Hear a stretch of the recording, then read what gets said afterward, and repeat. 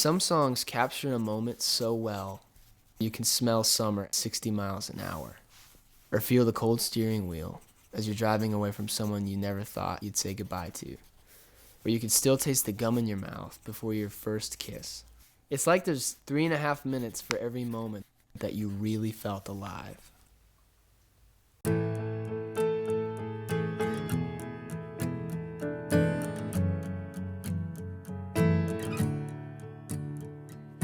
Human heart is a scary part, in fact. 'Cause I could break you and you could break me back.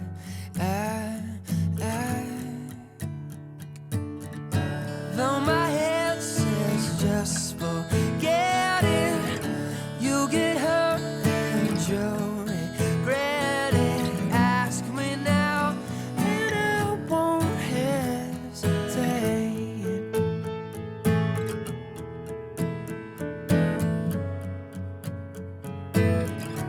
One of the things that initially drew me to music was the opportunity to feel understood in writing songs. So there's not a lot of things you can do in life that I found where you can experience something, turn it into art, and perform it for people, whether a small group or a big group of people, and they can nod their heads and say, yeah, I get that. And you can kind of be affirmed in your vulnerability that other people feel the same things. Everyone needs someone to tell them like what you're feeling is normal. It's good to know that other people are going through the same things. It's part of my job as a songwriter to kind of soak in, what people are going through and what they're feeling, and try to make it something tangible, like a song. I think the first time I actually wrote a song formally was when I was 9 years old. My mom said one of the lyrics in one of my songs was like talking about a bunch of sailors on a boat, like trying to eat soup, but all they have is forks or something. I first started writing songs the summer after I graduated from high school. I got in a really bad wreck and broke my ankle, so I had a lot of downtime, and all my friends went off to college and I was stuck at home, and it just so happened that I got dumped, so I had lots of inspiration. From lonely to alone. Well, every song has a certain kind of emotion to it, and it's really easy for me as a songwriter to go back to that place where I was whenever I wrote that song. And every song has a different idea, a different emotion. You don't get to decide which ones they are or when they happen, but they inevitably happen in life. Hard conversations or amazing conversations and moments, they just kind of sneak up on you. But just things you can't put down, things you carry around, they're going to turn into songs. 18 is a song that was less of a moment and more of a heavy feeling. I think it's a lot of built up moments. And that song's about my little sister. But I think it's about a lot of teenage girls. The song is about trying to tell somebody how amazing they are and beautiful they are and how loved they are when they don't know it. I remember the moment I played it for, I just finished it in my bedroom and she was in the bathroom doing her hair and her makeup. And I said, Alec, come here. And she came in and she sat on my bed and I just played it for her. And I couldn't look her in the eyes because it was too strong. I probably would have cried, or I don't know. I couldn't do it, but I just had to tell her. And I looked up and I said, did you like it? She said, yeah. I said, it's about you. And she said, I know. Like 18 years in with no way out, and you're the star of the story you don't care about. Just a little girl in a bigger world turned upside down. Don't you throw it all away when no one's here to pull you out. I wrote that song, and it raised a lot of questions about herself, and it was kind of like, you know, I was putting our family's like dirty laundry out on the line for everyone to see. And I almost like didn't even record it because it felt too honest. Well, when you're writing, you're revealing yourself and like all the bad decisions you've made. Whenever you're writing, you're just kind of inviting the person into your life and seeing just an honest account of what you've been through. Like, there's one song I wrote. There's a guy that I dated that liked me better when he was drunk than when he was sober, and I know a lot of people wouldn't write about that, but I know a lot of people have been that girl, and it's kind of embarrassing to admit that you've been that way, but there's something freeing about being able to just say, yeah, I've been there. So love me all over till you get sober. If I'm writing something I care about, I'm usually in some kind of pensive mood, which you can probably guess from my songs. It's rare that I'm happy and I write a song, which probably you can also tell by my songs.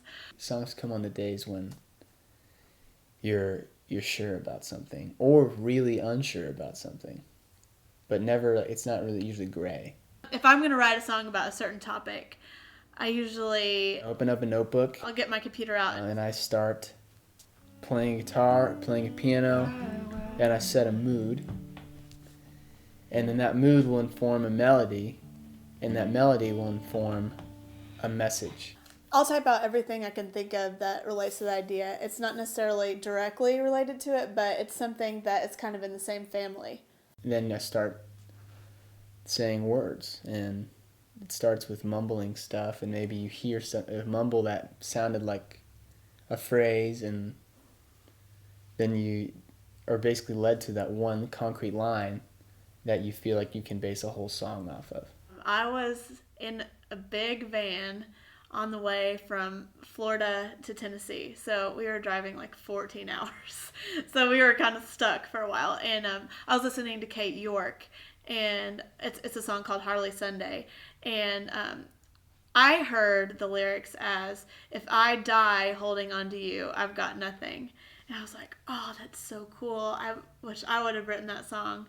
And then I actually listened to the verses more and got a better feel for it. And I realized that wasn't what she was saying. She said, if I'm not holding on to you, I've got nothing. And I was like, that is something I want to write about.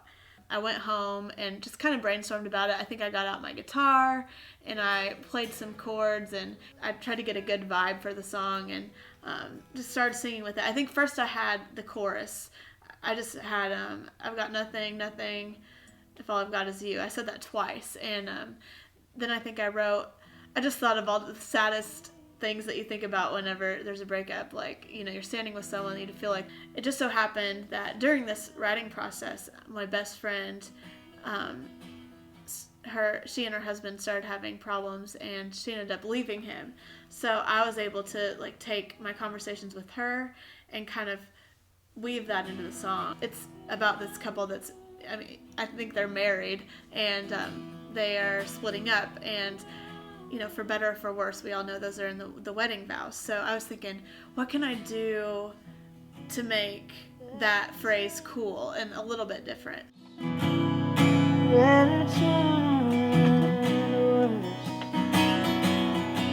I got the song written, everything but the bridge, in 2 or 3 weeks. And then I got the idea to start the bridge with the last word from the chorus. So I went home, and then that night, I think it was that night, I finished the song.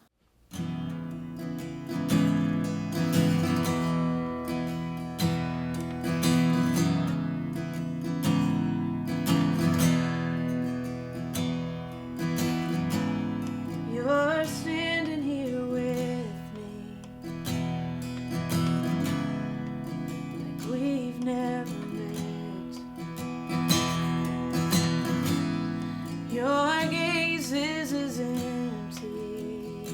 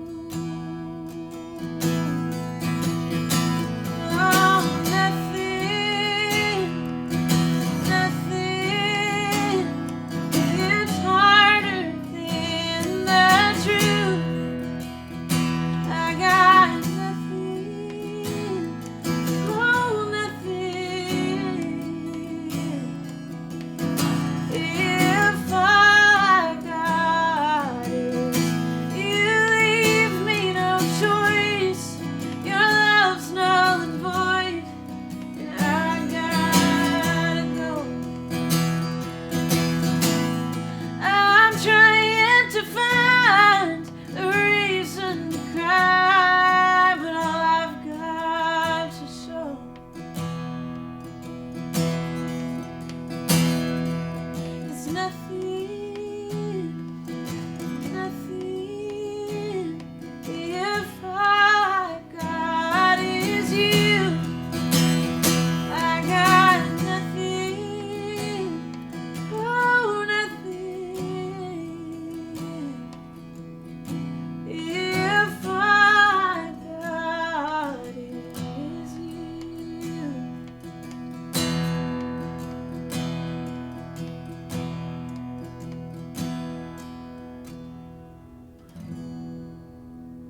I'd say it took me probably about a month to write nothing. It usually takes me, if I'm writing by myself, it takes me a while to write a song. It cheapens it if you try to do it all in one day. Or if you're just trying to crank out a song, that's not gonna do you any good. Today I wrote a song that took 1 hour. I've written songs that have taken 3 years. And there's no rule.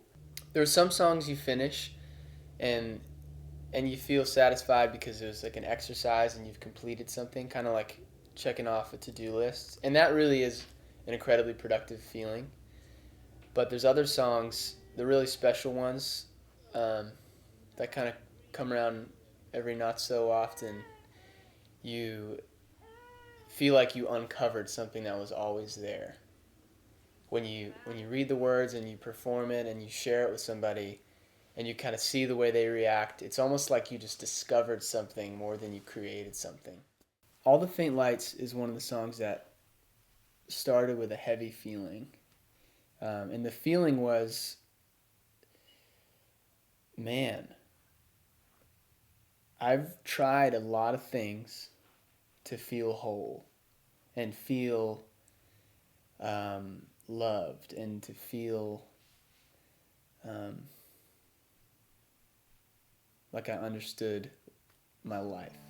The faint lights are things in our lives that we run to find fulfillment, and we don't have it. And our culture presents us with all kinds of things that we think will fulfill us. They want us to believe that, at least. I sat down in one of the practice rooms in Belmont. There's one practice room that I think most people who go down there always try to get. It's at the end of the hall on the right. There's a grand piano in there. It's always in perfect tune. And I actually probably wrote half of my record on that piano. And I just started on the C and wrote the song. Lies are like stones, they sink in. Those are all the things that life tried to sell me and I didn't buy. And then the whole song just kind of followed. That one came pretty easily. I wrote the whole thing in one sitting. And that's rare. That's one of those songs that's special, and I felt like I uncovered it.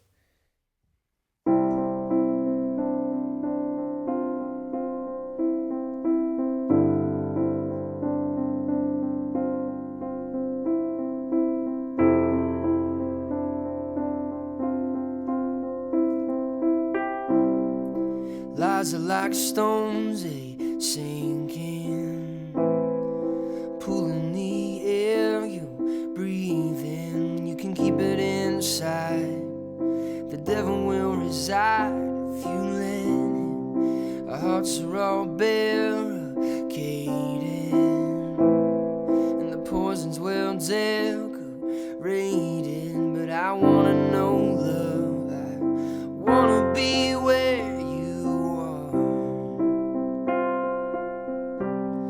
show me the way. I wanna be like that. I wanna hear you call my name and not look back. 'Cause all the faint lights, they left me stranded and lost, reaching through empty pockets, trying to pay my cost. And I put up a fight, but now it's taking its own. Waiting for something to set fire, wake up my soul. People are trapped on freeways with signs that say have it your way. When we all lost track as soon as we got control. So show me the way. I wanna be like that.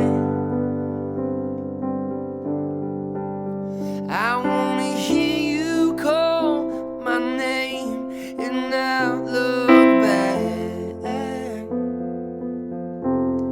'Cause all the faint lights, they left me stranded and lost, reaching through empty pockets, trying to pay my cost. I put up a fight, but now it's taking its toll.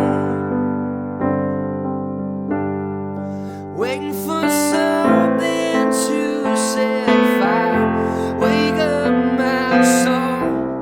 Oh, oh, when the weight is on, I feel alone, trapped inside my flesh and bones. But if I let go of everything, the stars compose a song to sing, a song for all the faint lights that left me stranded and lost, reaching through empty pockets, trying to pay my coat. Oh, and I put up a fight, but now it's taking its toll. Waiting for something to set fire, wake up my soul.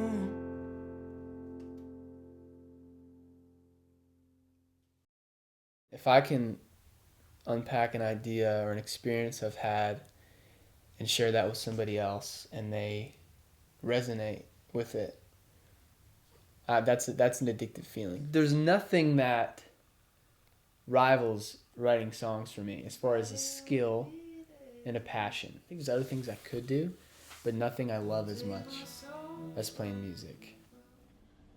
I guess it was really intimidating to come to Nashville because you know that there's everyone else is trying to do the same thing you are. I was able to transition into making a living playing music slowly. I loved my time at Belmont. I'm really thankful that I went there because initially I wasn't going to go at all. I made my best friends while I was there. But after 2 years, sitting in the classroom just felt, I don't know. I just had to get out. I made a record the first fall. I would have gone back to school. And it came out that spring. And I just started to, I got a job working childcare at a church.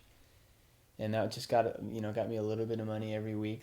I got an email from a school in Kansas asking me to come out and play, which is really far from Nashville, if you've ever seen a map. And they were offering me like $5, basically. And I was like, I can't, I replied and said, I can't go out there for this amount of money. It just doesn't make any sense. So I declined the invitation, but a few minutes later, I got an email from these guys in Omaha, Nebraska that were putting a similar offer on the table. And I opened up Google Maps and I took a look at it and I was like, this could work. So I hit the school in Kansas back and said, I'm coming now. And next thing I knew, I was booking my first tour. The guarantees were so small, and I probably drove like 2,000 miles to play like 4 shows, Kansas, Nebraska, Michigan. It was nuts. I was willing to do it because I love doing it. It doesn't feel like work. It especially didn't then when it was so new and exciting.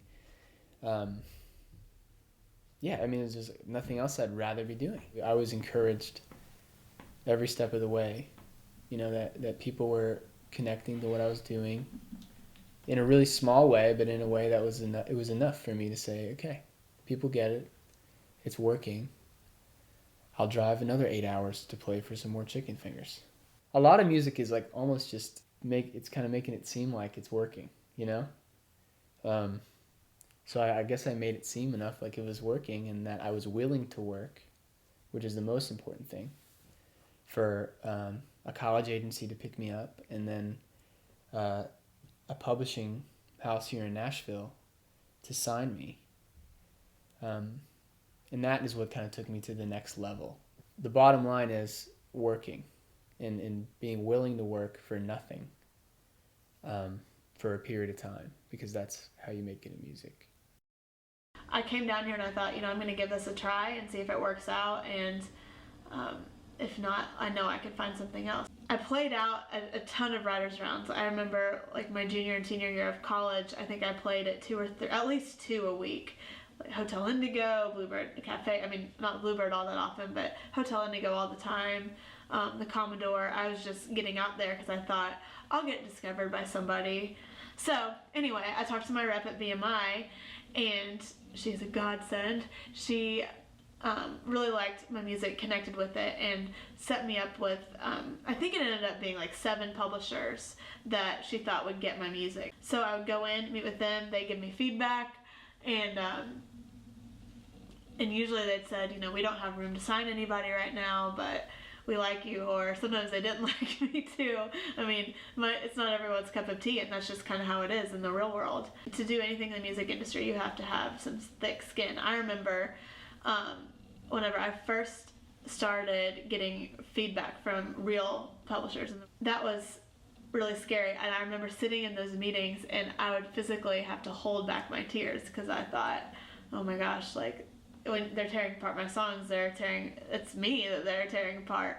You just learn everything is all a matter of opinion, and it's not a personal jab at you. What one publisher hates about a song, another one loves. My BMI rep said to drop off a CD for Megan at BMG. 2 days later, I got a phone call that they wanted to meet with me. I met with Megan the next week, and then she had me come in and meet with the president the next week, and with she and the president, and then I just kept up my relationship with them, and a couple of months later they told me that they would sign me, and bam, here I am now. With my publishing deal, in general, I'm writing songs to pitch to other people. My job is to come in to work like 4 or 5 days a week, and sit down and write with people, and in a typical publishing deal, you write 12 songs a year, and it counts. If there's 2 writers, that counts as half a song. If there's 3 writers, it counts as a third of a song. Co-writing can be a strange thing, because sometimes you don't know the person that you're going in to write a song. So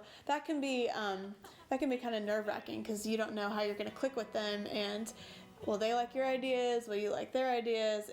Because co-writing is a lot like dating. Not everyone's meant to work out, and you don't always come out with a beautiful song child. Sometimes it's not as good, but it's definitely an interesting process, but when it works, it works. Yeah. Whenever I co-write, you kind of have to, it's kind of like a venting session.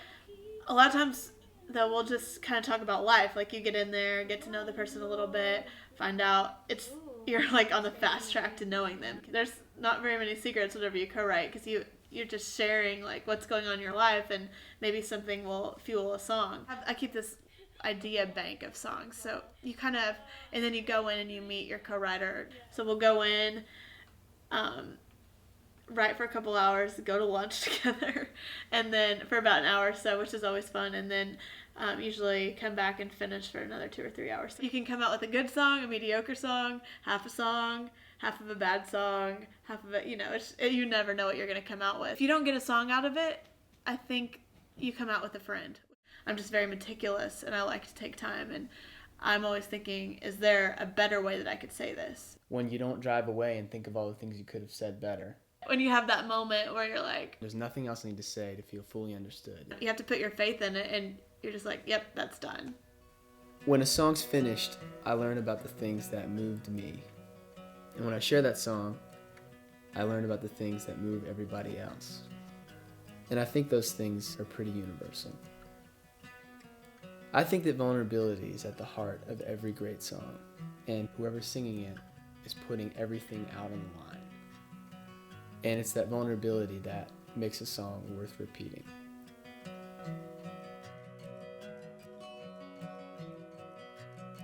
Well, come tired from chasing dreams. With you, I swear nothing's changed. Though they have come half true, you reawaken mine of you. Could it be that easy? Oh, I don't know.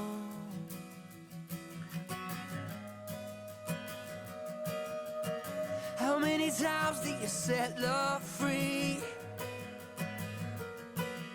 before you know it's supposed to be?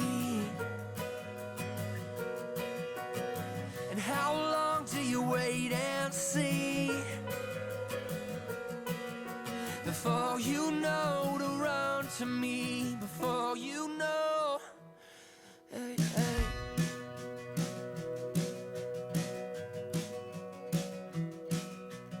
Poster children of young love, scared to hold on tight enough.